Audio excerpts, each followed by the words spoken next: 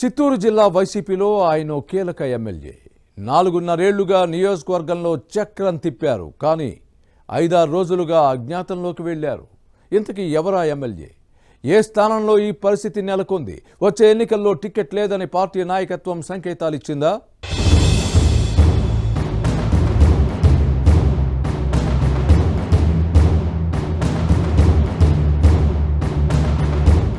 ఉమ్మడి చిత్తూరు జిల్లా మదనపల్లె నియోజకవర్గం వైసీపీకి పట్టున్న స్థానం. ఎమ్మెల్యే నవాజ్ బాషా ఇక్కడి నుంచి ప్రాతినిధ్యం వహిస్తున్నారు. ఇటీవలి వరకు పార్టీతో పాటు ప్రభుత్వ కార్యక్రమాల్లో చురుగ్గా పాల్గొన్నారు. కానీ 5-6 రోజులుగా అజ్ఞాతంలోకి వెళ్లారు.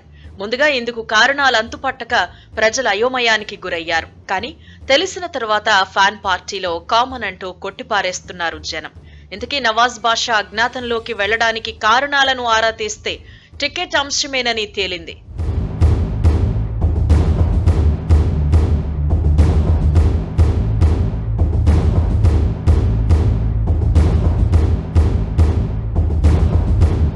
వచ్చే ఎన్నికల్లో పోటీ చేసేందుకు మదనపల్లె ఎమ్మెల్యే బాషాకు పార్టీ నాయకత్వం టికెట్ నిరాకరించిందట.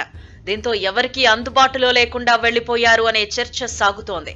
మంత్రి పెద్దిరెడ్డి రామచంద్రారెడ్డి, ఆయన తనయుడు ఎంపీ మిథున్ రెడ్డి మదనపల్లెలో ఎప్పుడు పర్యటించినా క్రమం తప్పకుండా హాజరయ్యేవారు.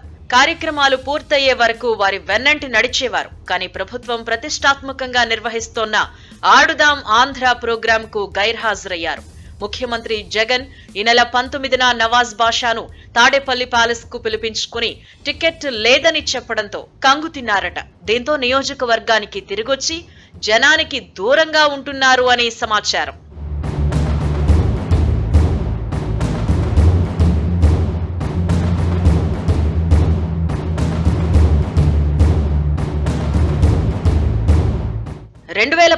ఎన్నికల్లో కనీసం పార్టీ జెండాను మోయకుండానే పెద్దిరెడ్డి కుటుంబం ఆశీస్సులతో టికెట్ దక్కించుకున్నారు నవాజ్ బాషా. ఆ ఎన్నికల్లో ఎమ్మెల్యే దేశాయి తిప్పారెడ్డికి ముఖ్యమంత్రి జగన్ మొండి చేయి చూపారు. వైసీపీ అనుకూల పవనాల్లో భారీ మెజారిటీతో గెలిచారు బాషా. ఇక అప్పటి నుంచి పెద్దిరెడ్డి కుటుంబ సభ్యులకు నమ్మిన బంటుగా మారారు. మున్సిపల్ ఎన్నికల్లో 35 వార్డులకు గాను 32 స్థానాలను గెలుచుకుని పాలకవర్గం దక్కేలా చూశారు.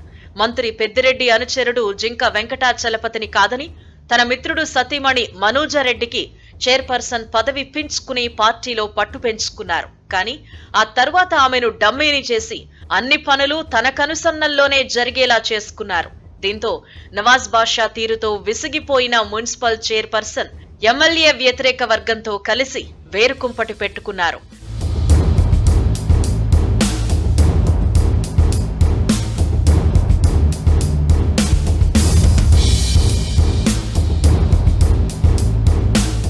కొందరు కౌన్సిలర్లు నవాజ్ బాషాపై తిరుగుబాటు చేశారు. గడప గడపకు మన ప్రభుత్వం, జగనే సీఎం ఎందుకు కావాలి వంటి కార్యక్రమాలకు గైర్హాజరయ్యారు. ఇక 2019 ఎన్నికల్లో కీలక పాత్ర పోషించిన జడ్పీటీసీ ఉదయ్ కుమార్ ప్రస్తుతం ఎమ్మెల్యేను తీవ్రంగా విభేదిస్తున్నారు. పార్టీలోనే కాదు ప్రజల్లోనూ ఎమ్మెల్యేపై వ్యతిరేకత ఉందని పార్టీ నాయకత్వం నిర్వహించిన సర్వేల్లో తేలింది. ఇంతటి వ్యతిరేకతను మూటగట్టుకున్న ఎమ్మెల్యేకి మరోసారి సీట్ ఇస్తే పుట్టె మునగడం ఖాయమని భావించిన ఫ్యాన్ పార్టీ అధినాయకత్వం నవాజ్ బాషాను పక్కన పెట్టేసింది.